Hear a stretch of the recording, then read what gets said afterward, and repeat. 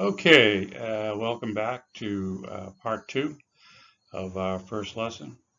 So we've kind of gone through the basic introduction. A couple of quick questions that have come through in regards to the final research paper or oral presentation. So what are the topics for this? And that's really up to you. I'd like you to do some of your own research on American literature. It could be biographical. It could be about an author that you found to be interesting and deserves more of your further study and time and research. It could be about a time period within American literature. So I will provide a list of topics for your ideas, but really it comes from you and your connection to American literature and something that you found interesting that you want to research further. Okay, so this week's first lesson, if you had time again to pre-read these two articles, or you wouldn't really call them short stories. They're really kind of, well, one's a poem and one is just a general observation and remarks about history, early America, and its connections to First Nations peoples. And the first one is again by Benjamin Franklin, and the second piece by a minister, Roger Williams. And then we will talk about those two pieces of text. And then we will give an introduction to the readings that you will be taking a look at for next week. Okay. So first, let's start off with, this is what America looked like before anybody came from Europe. And as you can see, these are different indigenous nations. They are also language groups, and they cover the entire two continents, North America, Mexico, Central America, South America, and the estimates of population vary. If you ask Native peoples what the population was before contact, they will say it is about the same as what it is today. So that would be about 300 million people. Anthropologists say, okay, the number of people living here pre-contact was about 100 million people, so about 30% of today's population, down to as small as 12 million. So nobody really knows. There were just a lot of people here before contact. And these were independent nations. Their government systems were totally different than Europeans. And we will talk about the significance of that coming up. So, America, the story goes that America is named after a map maker and a navigator who traveled with Columbus and was a cartographer and made maps of all of the lands that were discovered through the voyages of Columbus and others.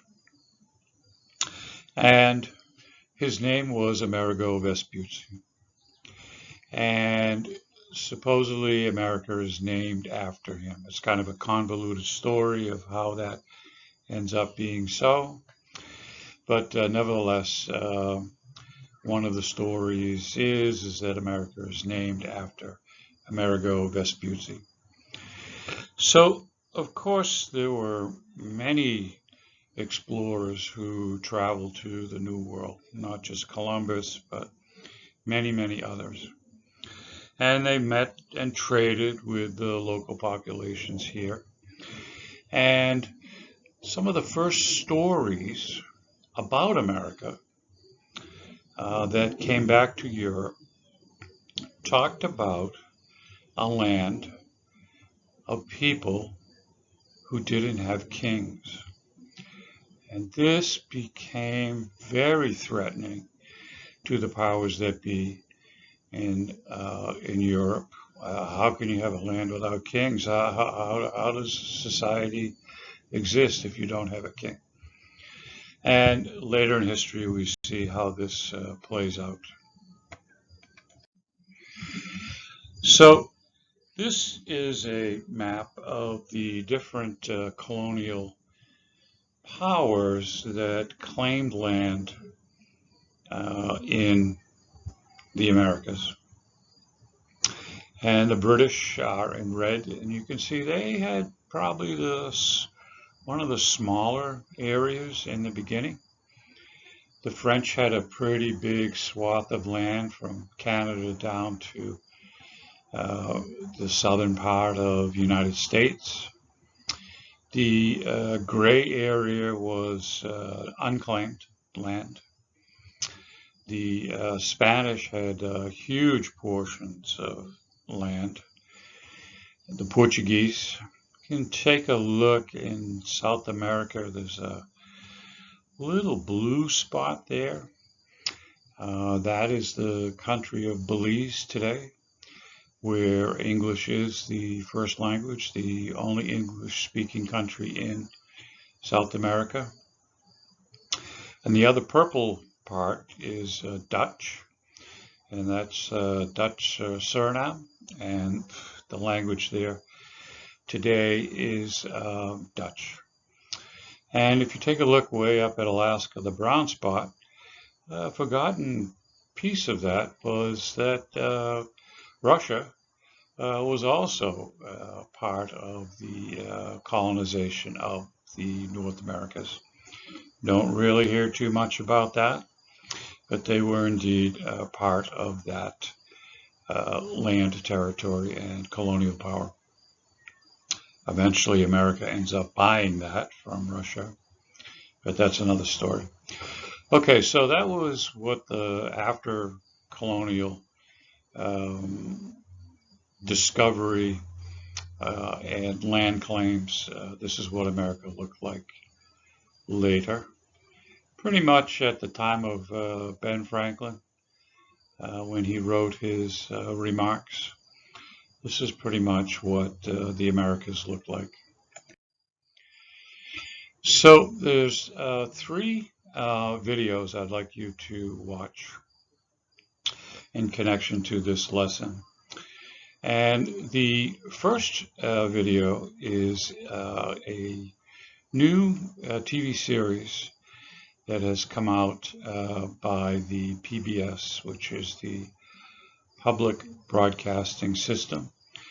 It comes out of Boston. It's been around for a number of years. And it is probably the best American educational television channel that we have. It would be something like the BBC of America. And they have just completed a new series called Native America. And this video is their trailer to their cities. And what it shows is the remarkable culture, architecture, man and his spiritual beliefs connected to nature, a great introduction to First Nations culture. The first picture on the left, you can see a man. He's kind of holding up this, it's called a belt of beads. It's called a wampum belt. And although Native peoples didn't have a written language in the sense that we have a written language, this belt of beads, which was made of shells, different colored shells put in a pattern, weaving a picture, was the tribal history of their nation. And this was a mnemonic device which gave clues to the storyteller about the important historical aspects of the nation's history. And he would be able to read these belts of beads in celebration at yearly meetings, and to teach the young about the history and culture of their and beliefs of their nation. So that's called the wampum belt, and that comes from straight out of New England and New York. And of course, First Nations peoples didn't have money, but the only thing that the colonial powers saw that was of value to them were these belts of beads. And in the beginning, they became a sort of form of money for trade. So that's the first video. It's called Native America First Look PBS. The second video is from the west coast of the United States and Canada, what would be British Columbia.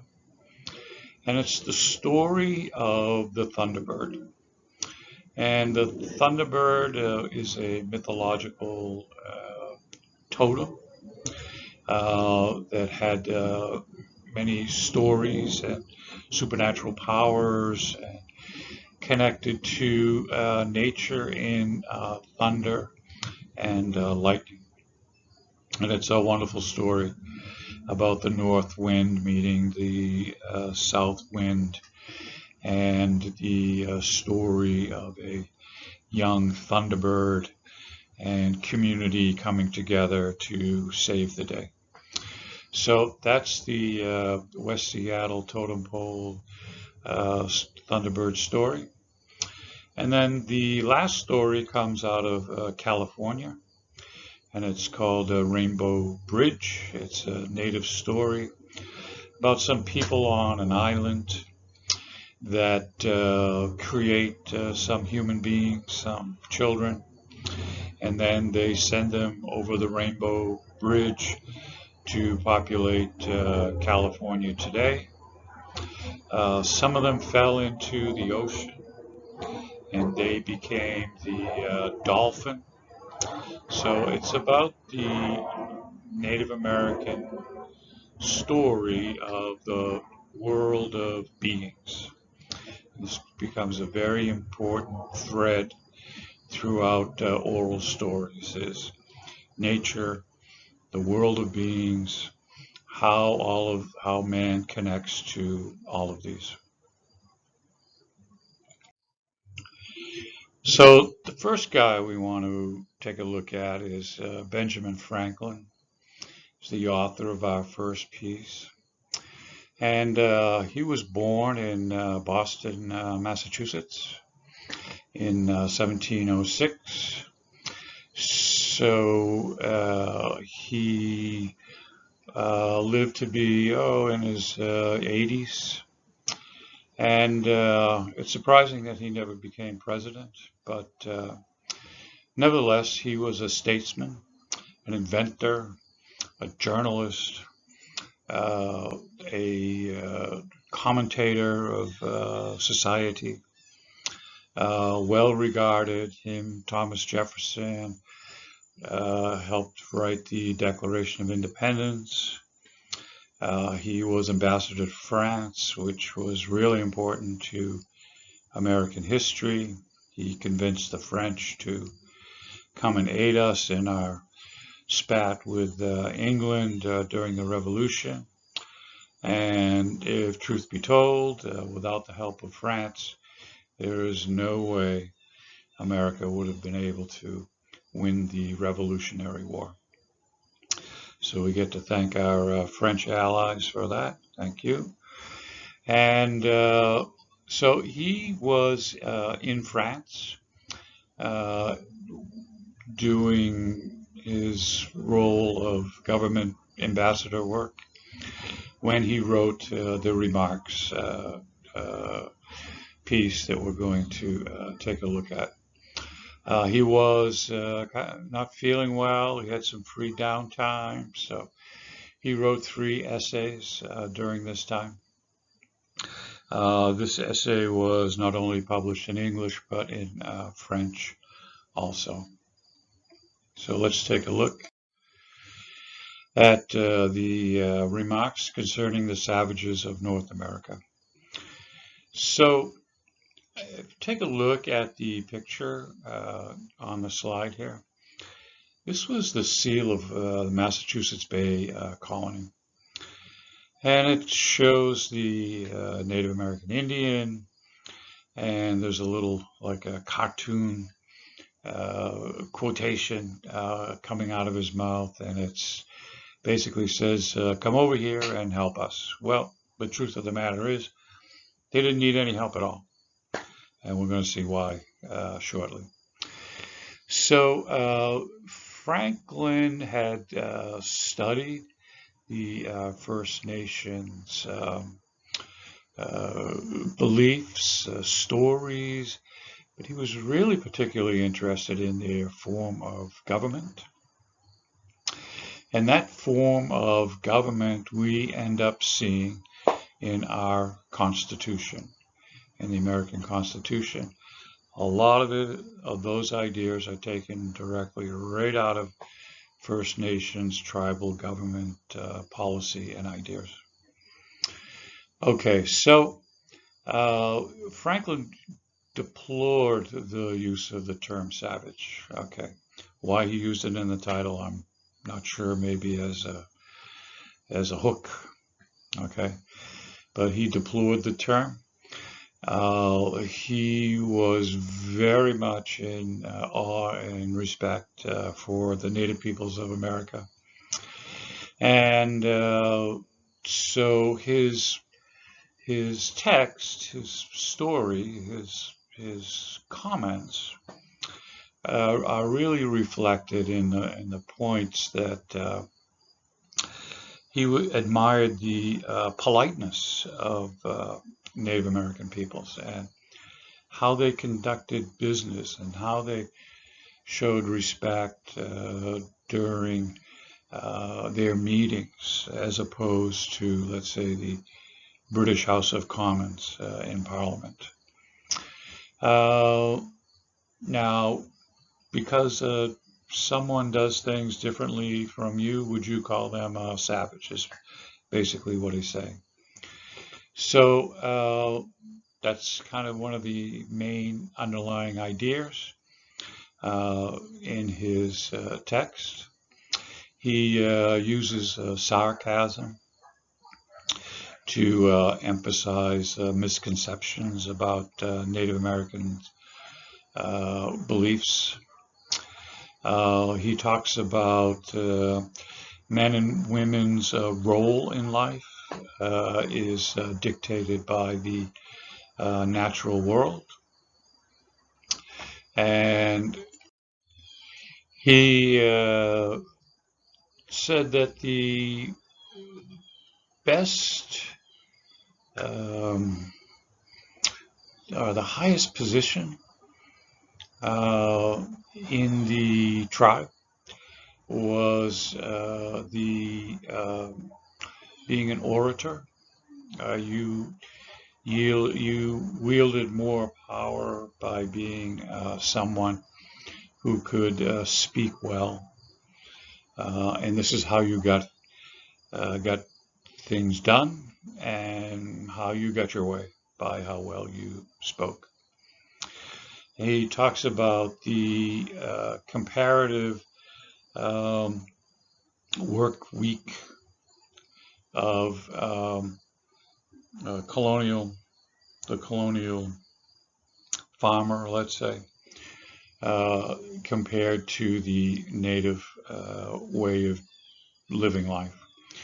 So as you can see on the left, this is one of their farms. Okay. Again, they didn't need any help. They had been surviving for tens of thousands of years, all by themselves with no help. So, I mean, these were their gardens. Okay. Well structured, well maintained, streets clean. Okay, their housing. In other texts, other authors have commented about how their housing is even warmer than an English house. They cleared the forest. They were very much in touch with nature, using everything to its fullest potential, not wasting anything. But here's the amazing part. Okay, today, generally, work week in America, standard work week is 40 hours a week, 8 hours a day, 5 days a week, weekends off, if you're lucky. Okay. Does that happen? Yeah, sure, once in a while, but not usually. People usually put in overtime or work a holiday for extra money or what have you. In colonial America, Native American village life, their work expectation for the week was 6 hours. 6 hours a week you were devoted to work. The rest of the time was devoted to practicing your oratory skills or uh, chatting, storytelling, you name it, but it wasn't work. It was down free time. So they really thought that our lifestyle was, as they put in the story, slavish and base. Okay. Hey, I wish I could make enough money in 6 hours a week to pay the bills. I'm there. Okay, so that's some of the comments that Benjamin Franklin makes. So, for me, in my reading of the text, this became the most central part for me. And in the text, the scene is that there's the First Nations peoples and the local colonial powers are going to make a treaty. And this takes place in Virginia. And it's the two parties are sitting together discussing the treaty. And all goes good. It's a fair deal. Everybody makes out equally well. So the governor of Virginia says to the chief, he says, why don't you take 6 of your braves, your young boys, and send them to our college, and we'll teach them everything they need to know about the learning of white people. And we'll provide for them and instruct them. And so why don't think about that, and you can send 6 of your young men to college for free. So, of course, in Native culture, it's impolite to give an answer right away. To show respect about an offer that's made, you take at least a day to think about it and then come back with your reply. That shows respect, that you know the seriousness of the proposal. So they go back and they talk about it and they meet the next day. And this is what the chief had to say. And this is based on a true story, actually. This happened at Dartmouth College, about 2 hours north of here. And this is what the chief has said. He said, we've had some experience of this. Several of our young people were formally brought up to the colleges in the northern provinces. They were instructed in all your sciences, but when they came back to us, they were bad runners, ignorance of every means of living in the woods, unable to bear either cold or hunger, neither knew how to build a cabin, take a deer, or kill an enemy, spoke our language imperfectly.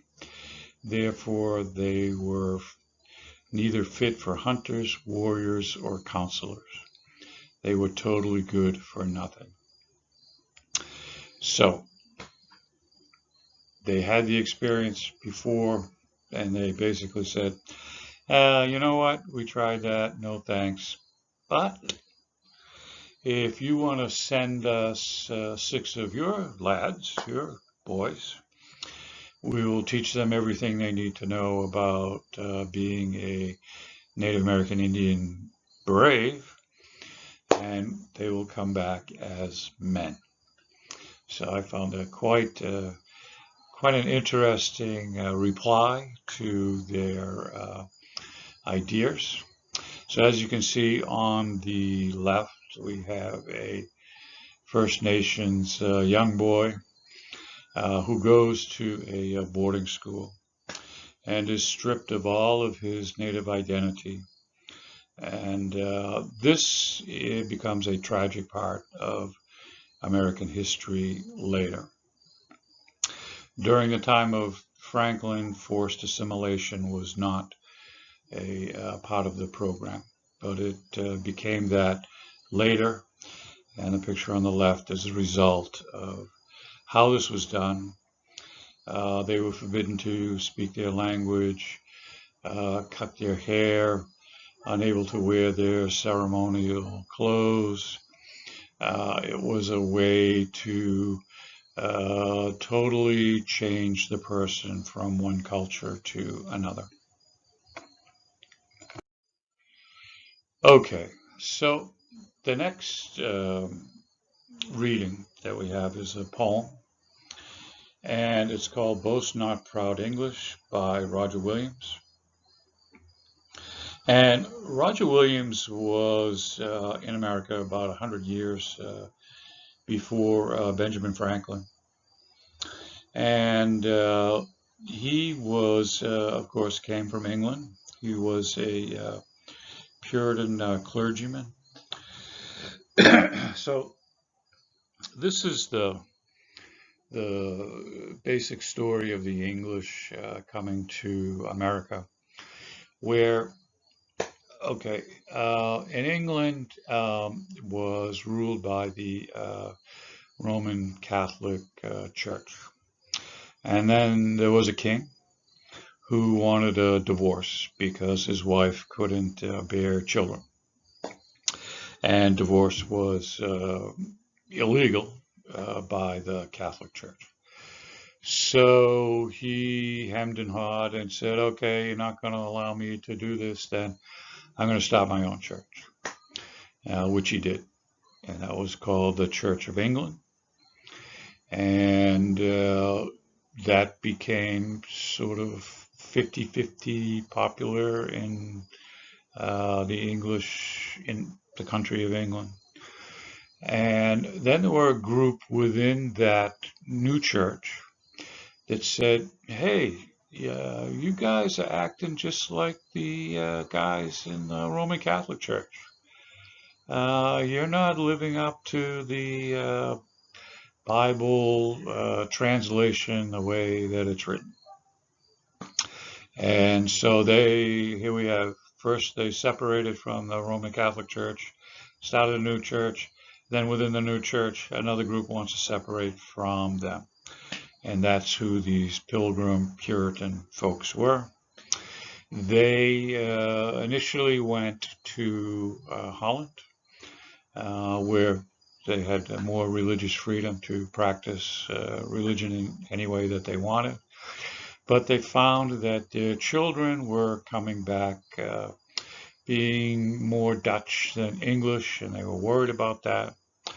So they made a deal with the English government that if they helped them get to the New World, which they were looking for people to go, bodies basically, to create this new enterprise of colonial England in America.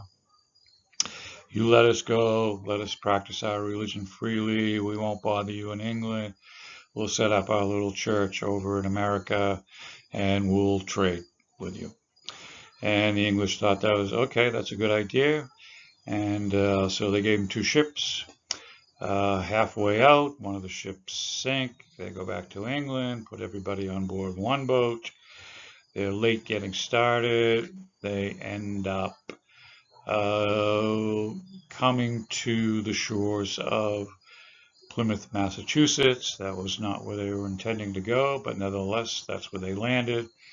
It's late, November, starting to get cold. It's too late to plant crops. Half of them die.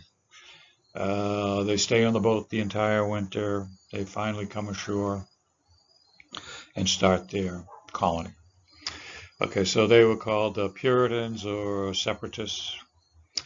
And so Roger Williams came probably 10, 11 years after the colony had started as a minister. And he was very fluent in many languages. He was a person that could learn languages very quickly and easily. And he learned the Algonquin language, which was the language of the tribes of northeastern America. So he started in one church, and he had some ideas that were contrary to even what the Puritans and the Separatists wanted to have taught as part of their religious doctrine. He supported religious freedom. He thought that the colonial people should pay for the land that they got from the natives. He believed in a separation of church and state. He didn't believe in slavery. And because of those beliefs, he was banished. So there was a court case, and it came down that he was going to get thrown out of Massachusetts. He heard about it. He escaped. He walks 150 miles south to an area called Providence, Rhode Island, and he starts his own colony there. And he eventually becomes governor of that new area. But it wasn't without a lot of trial and tribulation and problems. Okay, but 100 years later, his ideas that he professed back in Providence, Rhode Island, became ideals for the founding fathers, and those ideas worked into Constitution, Bill of Rights. Thomas Jefferson, Benjamin Franklin took notice of those ideas and incorporated them into our newly formed government. So even though at the time he suffered a lot of hardship, history proved him to be right and correct. So his poem again is pretty well connects to Benjamin Franklin's ideas. And the bottom line of it is that he thought that the way that the English colonial powers were treating the Native Americans was improper, not fair, incorrect, should not be called savages, and his famous line at the end of the poem is that heaven will be open for the Native American, but it will be closed to you, the English. Okay, so the poem is very short, and I'm sure you'll find that the conclusion is rather poignant. So that's basically the review of those two pieces of reading for our first class. And we're going to spend a few minutes getting acquainted with the materials for next week. So a quick introduction to those. Okay, so our first story is called Quiche, and it's written by Jack London. And Jack London is considered by many to be America's most famous author. His real name was John Griffith Chansey. He was born in San Francisco, California in 1876, so about 100 years after Ben Franklin writes his remarks. He had very little schooling. I think he quit or had to quit school in the 8th grade. Eventually, he does get his high school degree. He tries college. He finds it kind of boring, so he says, "No, I'm out of here. I'm just going to do this on my own." He had many different jobs. He worked as a gold miner in Alaska, which a lot of his stories are set. He was a great sailor. He kind of worked as a pirate in California, and then he became a police officer of the seas. He was an able-bodied seaman, which meant that he worked on ships traveling across the Pacific. He had been to Japan, to Korea, working on different ships, doing different jobs. He had sailed across the Atlantic to Europe. He gets married. Oh, he goes up to Alaska. It's called the Klondike, and this was they discovered gold up in Alaska, and he went up and tried to find his riches, his treasure in Alaska. He became very sick, almost died. He never did strike it rich with gold, but he struck it rich by writing. And his most famous story about the frontiers and living in Alaska and the gold rush and finding gold was a story called Call of the Wild. And it is a story about a dog that gets stolen in California, a big St. Bernard dog, and gets brought up to Alaska and is brutally trained to be a dog sled dog. And it's kind of the dog's life up in Alaska and survival and all of that sort of thing. So, and many movies and TV shows have been produced as a result of that story, The Call of the Wild. And it's a story that's read by every high school kid in America.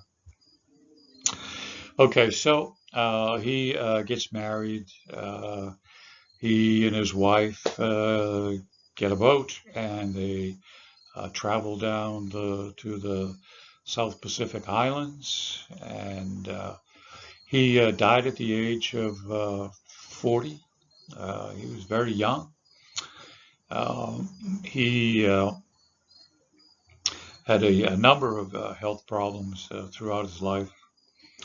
Uh, he ends up buying this huge ranch in Colorado that he loved, and that's where he died. Uh, he was a prolific writer, numerous books. He was very strict about his writing regiment. He would write 1,000 words a day, 7 days a week, 365 days a year. And he produced a huge quantity of writing over 18 years. That's a little bit about Jack London. As you can see from the pictures, quite a charming guy that captures the heart of America as an author and was paid handsomely for it. And we are still reading his stories today. It's part of the curriculum of most public school systems in America, the readings of Jack London's books. So the next story we're going to read is called Tana Ika, and it is a total fiction. There is no such word as Tanaika. The author, Mary Whitebird, is a pseudonym of a writer that has had a long interest in American Indian society in the late 20th century. But she is not a she is a he, and he is not Native American. So everything in the story is just total fiction. It is written about a group of people called the Kaw people, which still exists today, a small group in Kansas. And it's about coming of age. A brother and his sister are taught by the grandfather to survive in the wilderness.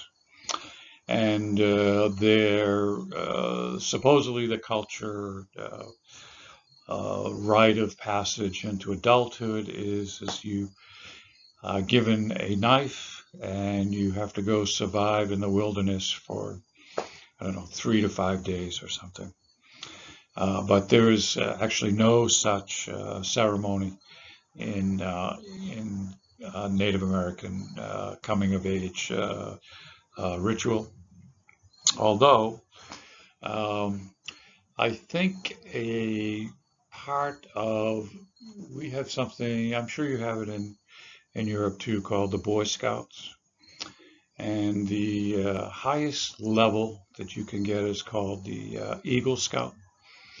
Now, the Boy Scouts themselves are a lot of First Nations, Native American ideas of survival in the wilderness and being a good person, all come from Native American Indian values.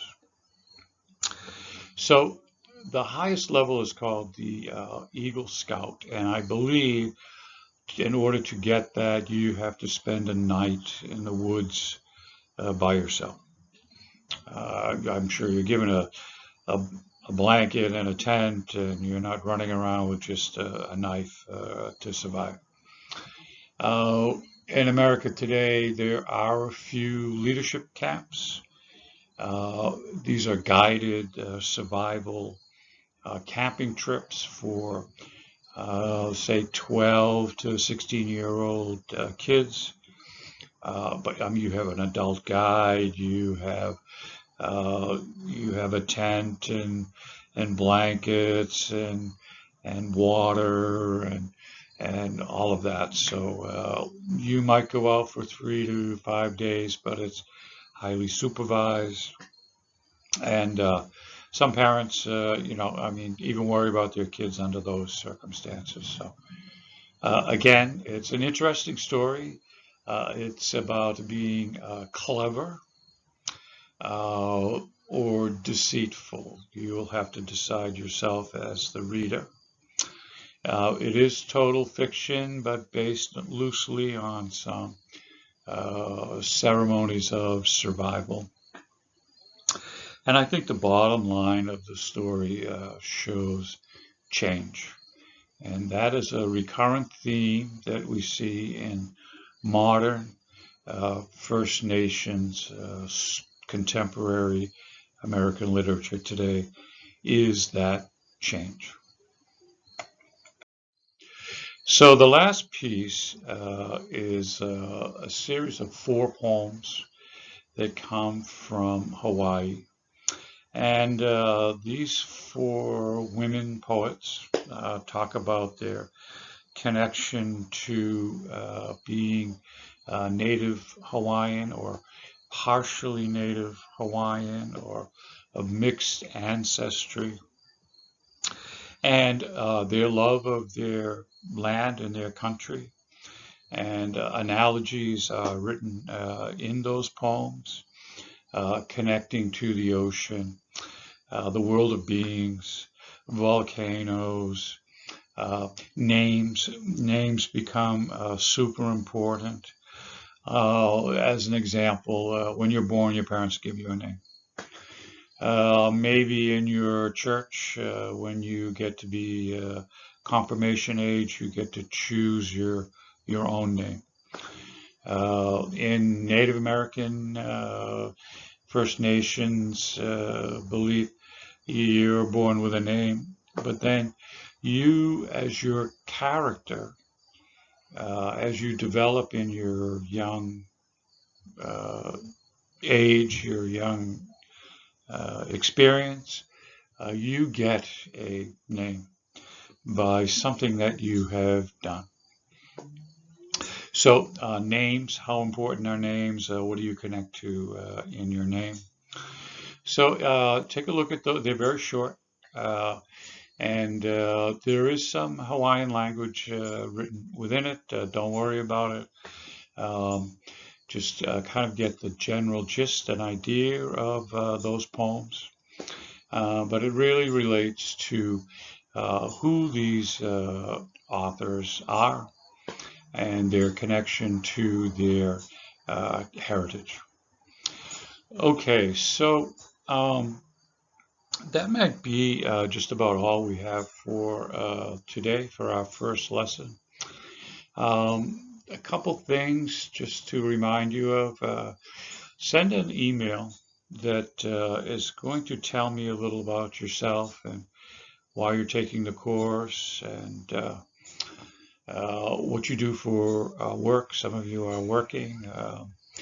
And I'm curious why you took the path of doing this online. I mean, if you're working, obviously, you don't have time to be coming in for regular classes, so that explains that. And then take a look at the 2 pieces, the remarks by Benjamin and Roger Williams' poem, and give me just an idea and thoughts of something that you might have connected to or thought was interesting, or just coming out of the gate. Let's just see what you thought of those 2 pieces. Take a look at the readings for our next class. We'll go into them in a little bit more detail. If you have any other questions or situations, we're really trying to put this course together. So as things come up, fire me an email and I'll get back to you as soon as time permits. And have a great week. Okay, nice to meet you all, and we'll talk to you next time. Thanks. Bye.